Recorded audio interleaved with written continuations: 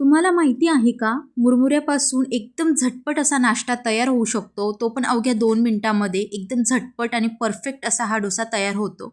करायचं काय, सगळ्यात अगोदर 1 वाटी मुरमुरा घेतलाय, त्याच वाटीने अर्धा वाटी रवा घेतलाय, अर्धा वाटी बेसन पीठ घेतले आणि अर्धा वाटी गव्हाचं पीठ घेतले. या तिघी चारी गोष्टी आपल्याला मिक्सरच्या भांड्यामध्ये घेऊन घ्यायच्या आहे. त्यानंतर ताक घालून छान असं बारीक पेस्ट बनवून घ्यायची आहे.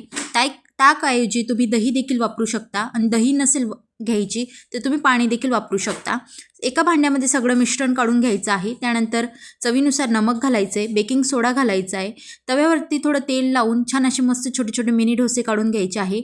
वरून तूप लावायचं आहे आणि त्यावरती थोडं मिरची पावडर, थोडी कोथिंबीर टाकायची आहे आणि हे दिसायला पण एवढे सुरेख दिसतं आणि खायला देखील खूप सॉफ्ट आणि स्पंजी लागतं. याला तुम्ही बटाट्याची भाजी देखील सोबत खाऊ शकता.